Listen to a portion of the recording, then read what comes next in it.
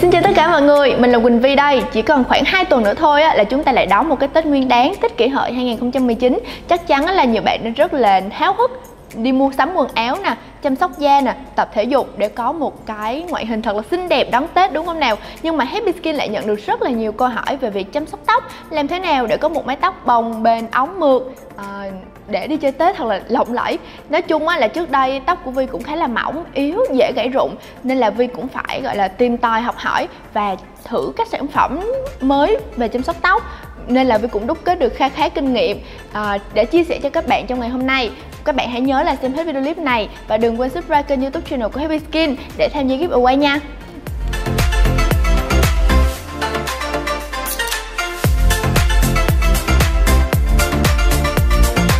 Tóc mỏng, tóc rụng và tóc gãy là một vấn đề mà muôn thuở rồi, nhưng mà mọi người chưa bao giờ ngừng quan tâm về nó. Theo các nhà khoa học thì trung bình tóc của chúng ta sẽ rụng từ 50 đến 100 sợi trong một ngày để các sợi tóc mới được mọc lên. Tuy nhiên, nếu mà các bạn có cái số lượng tóc rụng nhiều hơn như thế thì các bạn cần phải xem lại cái chu trình chăm sóc tóc của mình, và có rất nhiều nguyên nhân dẫn đến vấn đề này. Đầu tiên phải kể đến là yếu tố di truyền. Nguyên nhân này thường xảy ra ở nam giới do cái sự phát triển của nang tóc có sự liên hệ với lại nội tiết tố nam androgen. Vì thế các bạn nam dễ bị hói đầu hơn, và nếu mà các bạn gặp tình trạng đó thì hãy đến gặp bác sĩ nhé. Nguyên nhân thứ hai là do sự rối loạn hormone. Điều này thường xảy ra trong giai đoạn thai kỳ, dậy thì và tiền mãn kinh. Trong những giai đoạn này, hàm lượng estrogen tăng có khả năng tác động đến tóc, làm thúc đẩy quá trình trao đổi chất, gây xáo trộn môi trường trong da đầu. Những nang tóc dễ bị thoái hóa, không thể nuôi tóc và làm rụng tóc. Nguyên nhân thứ ba chính là stress. Stress sẽ khiến cho lượng máu lưu thông trên da đầu giảm đi, từ đó khiến tóc bị rụng nhiều hơn. Bên cạnh những yếu tố bên trong thì còn có những tác động từ bên ngoài, như là việc tạo kiểu tóc nè, các hóa chất từ thuốc nhuộm hay là thuốc tạo kiểu tóc sẽ khiến cho tóc bị mỏng, yếu, và từ đó là cũng sẽ rụng nhiều hơn. Và cuối cùng đó chính là thói quen sinh hoạt hàng ngày, như việc thức khuya, ăn uống không điều độ, ăn nhiều đồ chiên dầu, có đường cũng khiến các hoạt động trong cơ thể thay đổi và ảnh hưởng đến mái tóc. Có hai kiểu rụng tóc, một là từ chân tóc và thứ hai là từ thân tóc. Đầu tiên là từ chân tóc, do là các bạn phải đội nón bảo hiểm trong một cái môi trường rất là ô nhiễm thì cái việc mà đổ mồ hôi tích tụ với ô nhiễm đó thì sẽ gây ra bít tắc lỗ chân lông, khiến cho tóc rụng nhiều hơn. Bên cạnh đó thì việc các bạn sử dụng các hóa chất tạo kiểu cũng khiến cho tóc yếu đi nè, các nang tóc yếu dần và không thể nào cung cấp đủ dưỡng chất để nuôi dưỡng tóc được, từ đó thì tóc cũng sẽ bị rụng nhiều hơn. Do đó để cho da đầu khỏe hơn thì Vi nghĩ là các bạn nên bổ sung thêm 2 bước nữa vào cái chu trình chăm sóc tóc của mình. Thứ nhất là tẩy tế bào chết cho da đầu, và thứ hai là dưỡng ẩm cho da đầu. Cái việc mà chúng ta tẩy tế bào chết cho da đầu cũng giống như là cho da mặt vậy, giúp refresh nè, loại bỏ được dầu thừa, bụi bẩn ở trong cái nang tóc, từ đó giúp cho nang tóc được thông thoáng và các dưỡng chất từ nang tóc dễ dàng đi lên và nuôi dưỡng cho sợi tóc. Với tóc cũng có hai loại tẩy tế bào chết là vật lý và hóa học. Nếu bạn nào có da đầu không quá mỏng, nhạy cảm thì các bạn có thể sử dụng các dạng sản phẩm có hạt group như là Fuji Green Tea Cleansing Hair Group của The Body Shop. Còn nếu mà da đầu của các bạn hơi khô và nhạy cảm thì các bạn có thể sử dụng các loại tẩy tế bào chết hóa học, hoặc những loại dầu gội có các thành phần tẩy tế bào chết trên bề mặt như salicylic acid hay AHA như là Neutrogena Tison Shampoo with Salicylic Acid. Trước khi thực hiện bước này, các bạn nên xả tóc với nước ấm để nang tóc được giãn nở và massage nhẹ nhàng trong vòng 5 đến 10 phút để làm sạch sâu nang tóc. Trong quá trình làm sạch thì độ ẩm trên da đầu có thể mất đi. Các bạn có thể sử dụng các loại hair tonic để cân bằng độ ẩm cho da đầu. Hair tonic thì là một cái loại xịt dưỡng tóc, các bạn có thể xịt lên tóc và da đầu và massage nhẹ nhàng. Hair tonic cũng giống như là toner cho da mặt vậy, có thể sử dụng hàng ngày giúp cân bằng độ ẩm trên da đầu, tránh cho da đầu bị khô và bị ngứa. Bên cạnh đó, để bổ sung dưỡng chất cho da đầu thì các bạn có thể tham khảo qua các dòng ủ tóc. Một cái bạn mà Vi rất thích đó chính là Fond Repair 3X của L'Oreal. Việc ủ tóc thì cũng giống như là các bạn ủ tóc ở salon vậy, có thể duy trì khoảng là 1 lần 1 tuần hoặc là 2 tuần 1 lần, thời gian dao động từ 5 đến 10 phút tùy vào cái mức độ hư tổn của tóc. Xong với trường hợp trên thì Vi thấy có nhiều bạn tuy là cái phần chân tóc, cái phần nang tóc rất là khỏe, nhưng mà cái phần ngọn tóc lại bị chẻ ngọn, khô xơ và dễ gãy rụng. Điều này đồng nghĩa với việc là cái phần biểu bì tóc của các bạn đã bị hư tổn và cái lớp dầu tự nhiên trên tóc đã bị mất đi. Để giải quyết vấn đề đó thì Vi thường hay mang theo bên mình một chai serum dưỡng tóc hoặc là dầu dưỡng tóc, giúp cấp ẩm cho tóc nè, phục hồi tóc, giúp các lớp vảy keratin được nằm xuống và trong tóc của các bạn sẽ không còn khô xơ và dễ gãy rụng nữa. Các bạn có thể sử dụng các loại sản phẩm dưỡng tóc chiết xuất từ thiên nhiên như là dầu dừa, dầu ô liu, argan oil hoặc là macadamia. Nhắc đến các sản phẩm dưỡng tóc thì có một sản phẩm rất là nổi tiếng, đó là Moroccan Oil. Hiệu quả của bạn này thì phải gọi là tuyệt vời rồi. Nhưng nếu mà bạn không muốn đầu tư quá nhiều tiền cho các sản phẩm dưỡng tóc thì có thể tham khảo qua bạn Frost Macadamia Essence Oil này. Bạn này thì chất của nó cũng sẽ dày hơn cái Moroccan Oil một chút xíu, có một cái mùi hương khá là nhẹ nhàng, dưỡng tóc rất là tốt, cũng không thua kém gì Moroccan Oil đâu.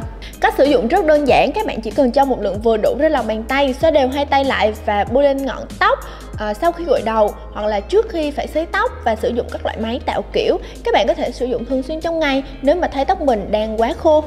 Cùng với việc chăm sóc tóc hàng ngày thì Vi nghĩ là các bạn nên hạn chế các thói quen xấu dẫn đến việc rụng tóc. Ví dụ như là thay đổi kiểu tóc và màu tóc quá thường xuyên trong một khoảng thời gian ngắn. Tóc chưa kịp hồi phục thì đã phải chịu tác động từ nhiệt và hóa chất, khiến tóc càng ngày càng yếu đi và dễ rụng hơn. Thứ hai là các vấn đề sinh hoạt hàng ngày thôi, như là cột tóc quá chặt nè, chải tóc khi tóc ướt cũng khiến cho tóc rất là dễ rụng luôn.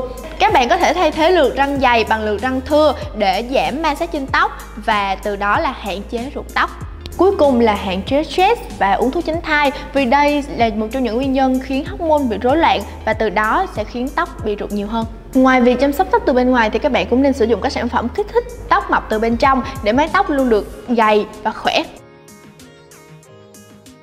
Một trong những loại vitamin nổi tiếng trong việc kích thích mọc tóc đó chính là biotin, hay còn gọi là vitamin B7, vitamin H. Đây là một loại vitamin dễ tan trong nước nên là không có tích tụ lại được trong cơ thể nếu mà các bạn không có chế độ ăn điều độ. Vì thế các bạn có thể bổ sung biotin bằng cách là ăn uống các thực phẩm có chứa nhiều biotin hoặc là uống các viên uống bổ sung. Các thực phẩm có chứa nhiều biotin như là đậu nành, hạnh nhân, nấm, bơ, lúa mạch, bông cải, cá ngừ, các loại thịt, chuối, cá hồi, hạt hướng dương và trứng. Tuy nhiên, để kích thích mọc tóc thì việc ăn uống sẽ không cung cấp đủ lượng biotin, nên các bạn có thể dung nạp bằng các loại viên uống chức năng, và tùy vào thể trạng từng người sẽ có những cái hàm lượng biotin khác nhau. Với những bạn chưa từng uống biotin, các bạn nên bắt đầu với những sản phẩm biotin khoảng 1000 mcg đến 5000 mcg như là Now Biotin 5000 mcg, Nature Biotin 1000 mcg, Nature Bounty Hair Skin and Nail Gummy với 2500 mcg. Là một thành phần rất là an toàn nhưng cũng có thể gây ra các tác dụng phụ nếu mà các bạn sử dụng dư thừa, như là tăng sản xuất tuyến bã nhờn, khiến da đầu bị bít dính gây ra mụn ở cằm hoặc là ở lưng, và có thể xảy ra các trường hợp dị ứng nếu các bạn sử dụng quá liều lượng cho phép.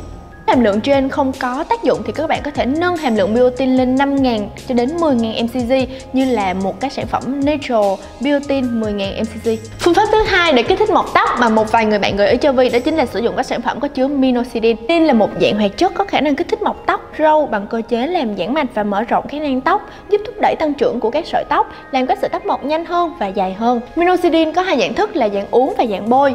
Tuy nhiên là khi sử dụng cái hoạt chất này thì sẽ khiến cho da của các bạn dễ dàng tăng sắc tố khiến lông và tóc mọc quá mức. Vì thế các bạn nên tham khảo ý kiến của bác sĩ để chọn ra cái nồng độ phù hợp với mình nhất nhé.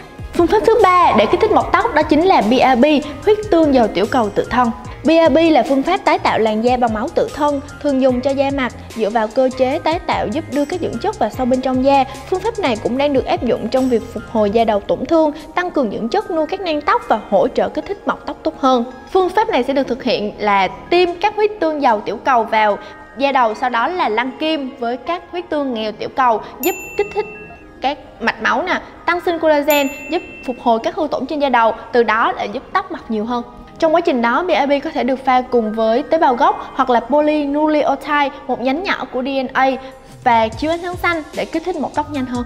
Tuy nhiên, phương pháp BRB này chỉ có thể thực hiện với các nang tóc còn sống, như là bị rụng khi stress khi mang thai hoặc là sau sinh. Hiện tại thì các chị em nhà Happy Skin đang thử nghiệm và nghiên cứu thêm về phương pháp này, và mong là sẽ có những chia sẻ thú vị và chi tiết hơn cho các bạn về phương pháp này trong những video tiếp theo.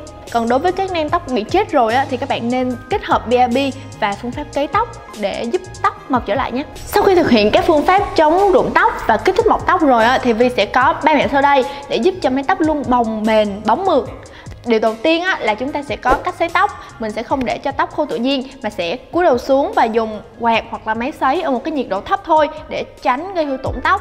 Cách này sẽ giúp cho cái chân tóc được dựng đứng lên để cái mái tóc của các bạn trông sẽ bồng bềnh hơn rất là nhiều luôn. Mẹo thứ hai là vào những ngày mà các bạn lười gội đầu các bạn có thể búi tóc cao lên để trong khoảng 30 phút và thả tóc ra, thì chân tóc lúc này cũng được dựng đứng lên và mái tóc của các bạn cũng trông dày và bồng bềnh hơn rất là nhiều. Mẹo thứ ba mà Vi cũng thường hay áp dụng đó chính là sau khi gội đầu á, để tóc khô tầm khoảng 80%, sau đó là cho một cái lượng mousse dạng bọt như thế này lên tay, sau đó là xoa lên cái phần thân tóc và gần chân tóc. Các bạn lưu ý là chúng ta sẽ không xoa lên phần da đầu và chân tóc nha, điều này sẽ khiến cho tóc bị bít dính. Sau đó thì các bạn có thể dùng máy sấy hoặc quạt để làm khô phần tóc còn lại. Cách này sẽ giúp cho các bạn có một mái tóc bồng bềnh và dày hơn suốt cả ngày dài luôn. Để có một mái tóc đẹp là cả một quá trình chăm sóc, và mong rằng những kinh nghiệm của Vi sẽ hữu ích cho các bạn. Các bạn hãy lựa chọn những chủ đề mà các bạn mong muốn Happy Skin thực hiện trong thời gian tiếp theo ở đây. Và cảm ơn các bạn đã theo dõi đến hết video clip này. Đừng quên subscribe kênh YouTube channel của Happy Skin để tham gia giveaway. Bye bye!